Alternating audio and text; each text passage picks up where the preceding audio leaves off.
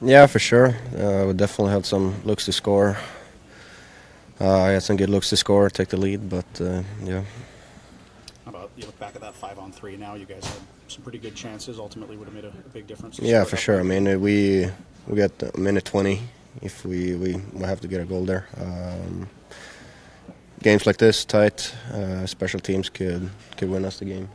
Now we got one on power play, but when we get a long 5-on-3, we need to get a goal.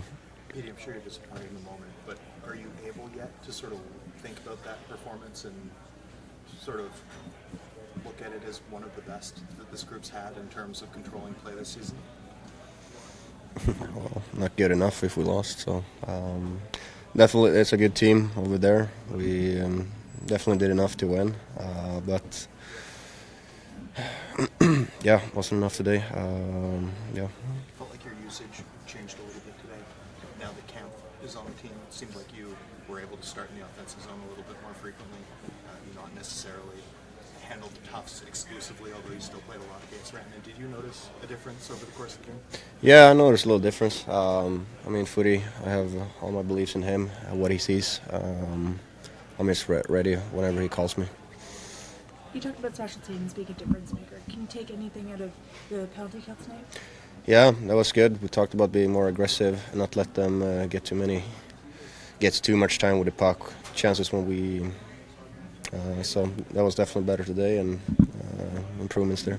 It seemed like something that you guys were able to build off as well. Like we talked about how sometimes a penalty can grow momentum for a team, and it seemed like that was a little bit happening tonight. Yeah, I think so. Pico was good, Langs was good in net. Yeah, just like when, we just got to be better. Us on the power play one to get a goal there in the 5-on-3. Yeah. So you mentioned talking about wanting to be more aggressive. Were you like systematically more aggressive tonight? Was that the matchup thing against that 30% plus power play? Yeah, I mean we talked about. I mean when they have less, I don't know, less outs to make a play, then we're trying to be more aggressive. Because if we never put pressure, it's going to be easy for them to always set up for their next play. So there's times to put pressure and times to not, and I think we did a good job on the PK today.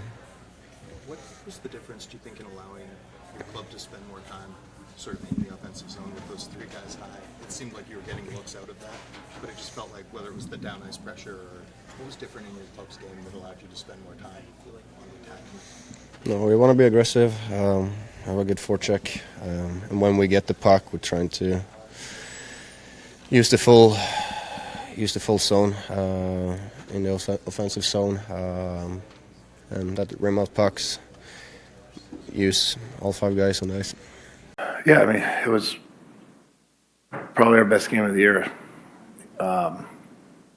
We frustrated them the second period. We pretty much dominated that period, and you could see it in their game. Yeah, it was good. What did you like about the changes you made to the lines, particularly moving Camp up into that top 6 role and changing the way you approach the matchups a little bit?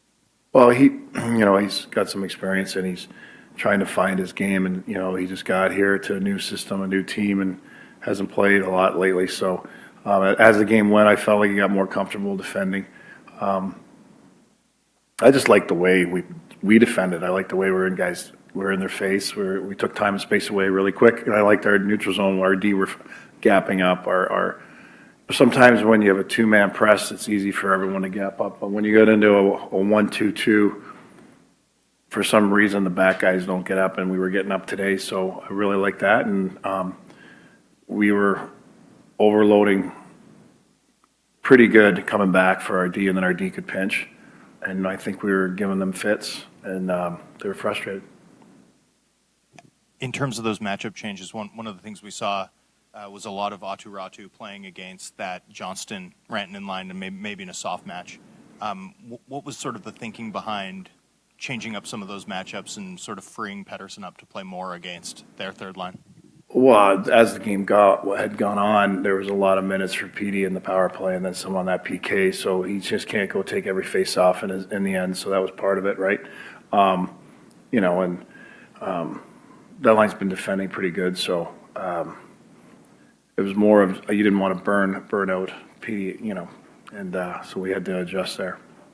You also were able to, I don't know what it finished at, but through 40 minutes, Pettersson had only been on the ice for one 5-on-5 defensive zone draw, which is very different from a lot of what we've seen this season. Is that sort of the flexibility that you now have with Kampf in the lineup? Yeah, for sure. I mean, it worked out well with the matchups, but they were also trying to get their third and fourth line out, and they had a lot of offensive zone draws as well. So it shows they respected our top lines, So we had to get our guys out too. I felt that Sass's line really gave us a lot, especially early. So yeah, it was kind of like a matchup thing going back and forth. Adam, it was another game on home ice where you have a really good first 40 minutes, and the game seems to tail off a bit in the third period. In your eyes, what has been the issue so far in third periods this season? I didn't have an issue with our third period today. We had a mistake. A pass got away from one of our D-men. We have to get it deep there, and then we were all in on a pinch, and then we didn't play a 2-on-1. I mean, it happens, and they're going to rev it up. They're going to come out. They're a veteran team. They're going to push. Even though they pushed, I still didn't feel like they had much. You give a breakaway to a guy from just a mistake. That doesn't mean we had a bad third period. I liked our game entirely. I don't like that play, but it happened. You opened saying this was one of the best games of the season so far. How do you build on it moving forward on Sunday? Well, that's a great question because it's about consistency. We're going to show them what we asked them to do, and they did it, and they bought in, and the success we had with that. And they're pros. They want to do this again, and it's nice to see what they did because I really do believe Dallas was not comfortable in that game, and we'll show the players that why they weren't, and we bring that game more times than not, we're going to have good results. I assume when you say that you're going to show them, that's film and practice. For sure, yeah. How big is it to have a little bit of practice time here? We know how condensed the schedule is this season, but I know you had practice earlier this week. How big is it to have that right now? It's nice. I mean, everyone's going through it, right? And some teams are doing it at different times where they have less practices. We had one practice in 16 days at the start of the season with that schedule. Not ideal, especially with the injuries we got, but that's behind us, and it's nice, like you said, to get that time to build on what we did tonight. Ratu and Drew O'Connor, they've been paired together for quite some time this season. You went away from it last game, went back to it tonight.